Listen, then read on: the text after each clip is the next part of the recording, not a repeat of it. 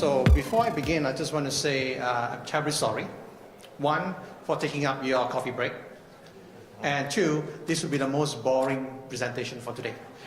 It will be very difficult to talk about standards and not put you to sleep.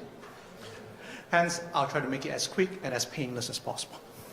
Right, good afternoon, everybody. My name is Bernard Lee, and I am the chair for BIGC Malaysia. This will be the agenda for today. It's only 4 topics. I'll try to make it quick. And the first one is, who is BIGC? Show of hands, who here have heard of BIGC? Hey, not too bad. Thank you very much. So BIGC is called Building Industry Consulting Service International, Incorporated. It is a non-profit organization based in Tampa, Florida. It is mainly a professional body for ICT professionals. If you put it in a way, BIGC is covering most of the places. We, as Malaysia, is under BIGC Southeast Asia, which also includes, interestingly, Hong Kong and Guam. I'm not sure why Guam is there, but they've just joined Southeast Asia. We have mainly BIGC US, South America, North Americans, Africa, India, all the way down to Australia and New Zealand. So if you equate BIGC with what we have in Malaysia, BIGC is very much like IEM, Institute of Engineers Malaysia, whereby you have professionals joining as a member. You can have corporate members as well, but mainly professionals, individuals that joins IEM, and you get courses and CPD points and so on. But slightly different from IEM that covers all types of engineering. BIGC really focuses on ICT. And these are a few topics that we look into. One, commercial and residential infrastructure. This morning we talked about how to get the fiber ready in your home, in your high-rise building. Is there a standard? Do I put the fiber with the electrical cable together? All this is part of what BIGC covers, where you put the cable, how far to put it so that they don't have interference or any shock. Second, data centers. Data centers are a very key member of BIGC that utilizes a lot of the standardization. Outside pipe cabling, how deep should you dig? How should you reinstate them? Do I put sand or do I put mortar? How many inches or how many centimeters of tar should I put on top? All this is covered in BIGC. Electronic safety and security, which includes also bonding and grounding. You don't want someone to install a server and get shocked. This is covered in the manuals as well. Building automation and IoT, which is very new. Wireless infrastructure in airports, in hotels, and so on. Where to put the Wi-Fi, how near to put it, where not to put it. For example, do not put it next to the toilet where it's wet, where you get a lot of absorption from the moisture. All those are there. Telecom infrastructure, telecommunication project management, installation verification technology system, which includes testing. How do you test if your network is ready? Does it comply? So they plug it in, you don't get 10 meg instead of 100 meg.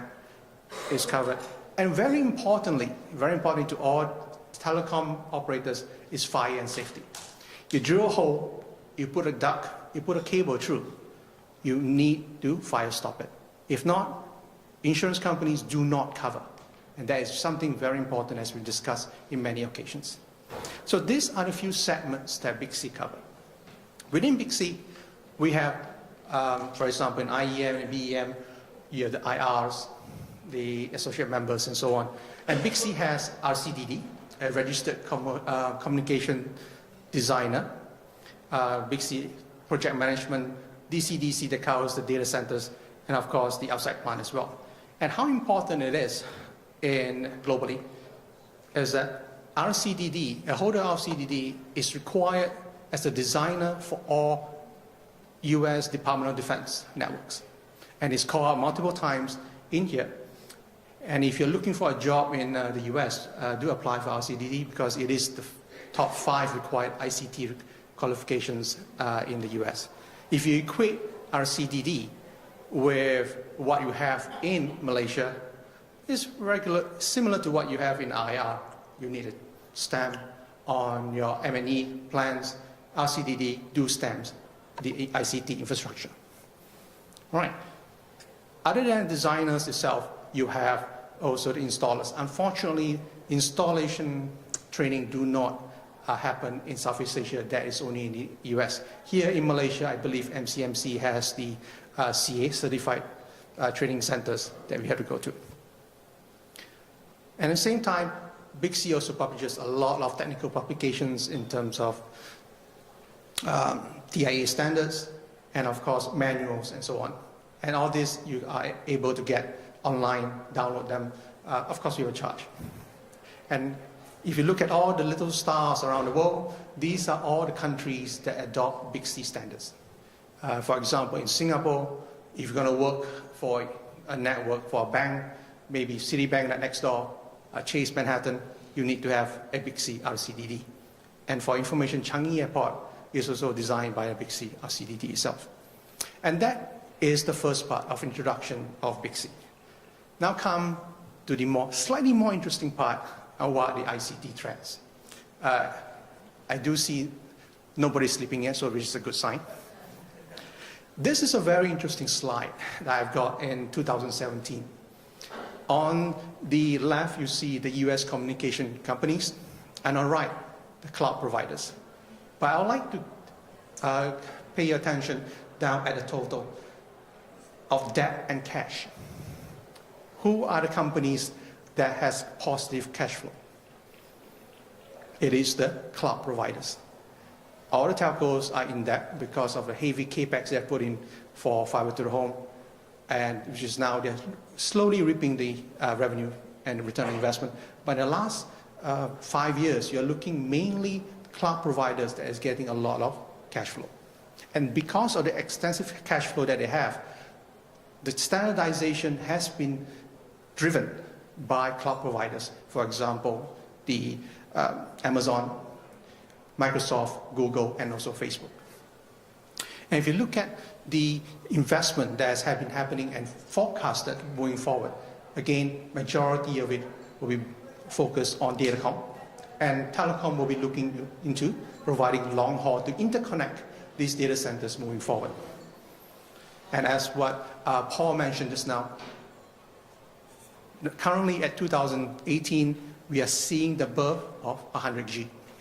100G has started late 2017 as the de facto data rate for data centers around the world. 40G is slowly phasing out. And next year, 2019, 2020, we are seeing 400G. And 400G is where a lot of the standardization has been happening in 2018. And for the next section of it, I'll share with you what are the key items that have happened for 400G. IEEE. IEEE is in charge or has been developing Ethernet standards. Ethernet, we know it as today, is the part and backbone of most of our LAN technology. In the last 12 months, up to 2018, 2017, there have been 6 new data rates that has been standardized within IEEE, starting from 2.5G, 5G, 25G, 50G, 200, and 400G. And by far, these are all standards existing today. It's not in the process. These are all the ones that you have existing in data centers. And that moves us as fiber community, because data centers right now at 400G, copper cannot take it. Copper is good for 100G up to 100 meters, but looking at 400G, there's no other way to move forward other than using fiber. It can be multi-mode, it can be single mode, it can be PSM4, CWDM4, and it can be SWDM. But it is fiber. Copper has reached its very limit with Cat 5e that we are you're very familiar with, Cat 6a, Cat 7, and now a non-standardized version of Cat 8. And also there's a coaxial version. But still, it is not commercially viable, economically viable. Hence, the move is really towards having fiber. And where has it moved in the last 6 months? In the last 6 months, you have seen a lot of publication for 400G based transceivers. These are transceivers that we know today that you plug into your servers, you plug into your switches. You have the QSFP-DD, a 400 and 800G ready transceiver. You have the micro QSFP, again that is at 200 and 400G. You have the OSFP MSA for 400, 800 and 1.6 terabit. All of them are ready, published, and starting to be used next year. Most manufacturers of transceivers are already moving forward with this. And there's a very special one at the bottom called COBO. COBO is a standards body, well, it's really a consortium for onboard optics backed by Microsoft. In order to have, instead of a transceiver in front of your server, you have the fiber goes to the front of your server and straight into your board. Standards is out since March this year. So you see a lot of this standardization has been moving forward to high bit rate, non-copper based, more fiber deep. We've been talking about fiber to the home today, but this is really fiber to the chip. Okay. So what are the key challenges and the key standards that you see moving forward to 400G? Oh. And we're going to move and talk about the very basic of a data center. Okay. A data center today is merely made for 100G. So you have a 45U rack, very simple, 19-inch wide. And a standard rack will give you about 4,000 fibers. You have a sub-rack, and within the sub-rack itself, you have cassettes. The front would be LCs, at the back would be MPOs. And these are very much what we see today at every data center, every exchanges, or even outside plant cabinets. But if you look at the IEEE standards and also the MSAs, we are looking at new lanes, new channels in the transceiver, 8 lanes and 16 lanes, which does not coincide with a lot of our current 100G infrastructure. Because if you put a currently 100G at 10 lanes, it doesn't scale up to 16, or you use a 12 fiber, but only use 8 lanes of it. It's a waste. Hence, in TIA, September this year, they published the first color code for 16 fibers. Okay. Now, usually we have a color code for 1 to 12 fibers, fiber group. That still exists. Do not be mistaken, that one still exists, and 13 you have the stripe and so on. But for a 16 group fiber, you have a 16 color code, which is olive, magenta, I believe it's tar, and lime. So you can buy fibers with 16 fiber color codes, which coincide with the 400G requirement. And the same thing, on the right side of the slide, you see a 16 fiber MT-based MPO connector. Okay, slightly different in terms of the pin location, pin size, and of course the keying of the connector. There's a lot of standardized testing that's happening right now. But again, this is to cater for the 16 fiber and 32 fiber requirement for data center. So the migration that's happening in standards is moving from 12 fiber to 16 fiber. But there is a key problem moving forward from here, because the size of the other side of the connector, the fan out, the LC, is not made for 16 fibers. You can have a 1 row or 2 row 12 fibers, as you see here, or you can have the 36 fibers. But you can't have a 1 row of 16. There's not enough space on the real estate itself to do so. So as of just October this year, 2018, TIA issued a call for interest. If you guys go on the TIA website, you see that, which is a new connector called the CS connector. The CS connector is slightly narrower. You're looking at 7.85 millimeter versus 12, and it's called the Foxys 19. Commercially, it's called CS connector, and that itself is able to allow you to have 16 fibers, 1 row. Having the same sub-rack that you have, the same cassette footprint, you take it out, unplug your MPO 12, put in this cassette, and you have 16 fibers with 16 MPO at the back. Seamless requirement. And you still do it within 1U instead of a requirement of a 2 or 3U LC connector. So on the same 45U rack that you have, you can have 10,000 fibers, all CS, and 16 fiber MPO, and the new TIA 16 color-coded fiber. And that has been happening within 2018. What's going to happen next year and moving forward? Well, beyond the horizon for the fiber optic industry itself, number one will be Datacom, who is using a lot of connections, interconnects, and passive components. Next is telecom. But there's a little small part of it, which is the specialty fiber. And OFC this year, March 2018, there is a evolution roadmap paper that came out that says, this is what you see on top. You have the fiber that is from the front panel connecting to an optical engine. Now, you're moving towards having an ASIC chip with the optical engine as part of the chip itself. Some of you may have heard silicon photonic integrated circuit. This is moving towards that. And finally, you have a 2.5 wafer bonded with CMOS with optical output on the same chip itself. Standardization, again, this is by Cobalt. This was a compliant board demonstrator that was presented at ECOC 2018 in Rome, whereby at the back, going into the chip and on board itself is all fiber. No longer copper, because copper is having such a hot, lossy track right now. It will not accept 400G or even 800G. And the new connections that you find at the back of the front panels are a lot shorter for proper airflow. Like the one you see here. This is for the LC base.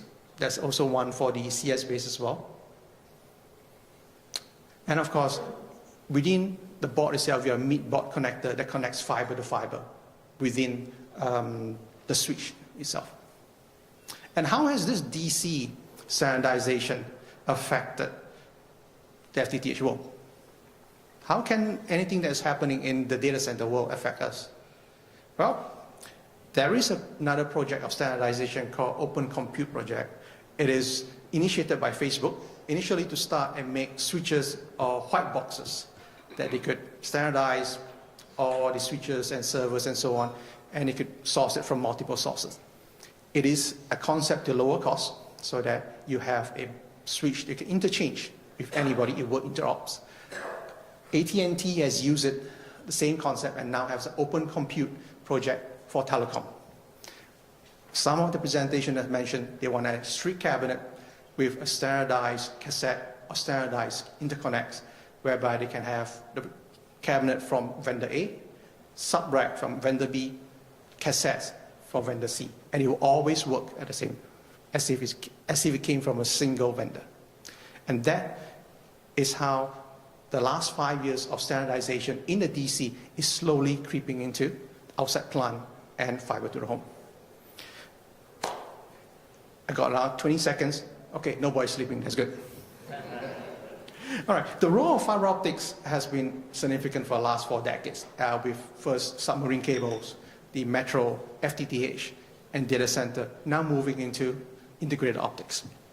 There's a significant adoption of fiber, mainly not because of cost, but copper is no longer able to handle that speed demand.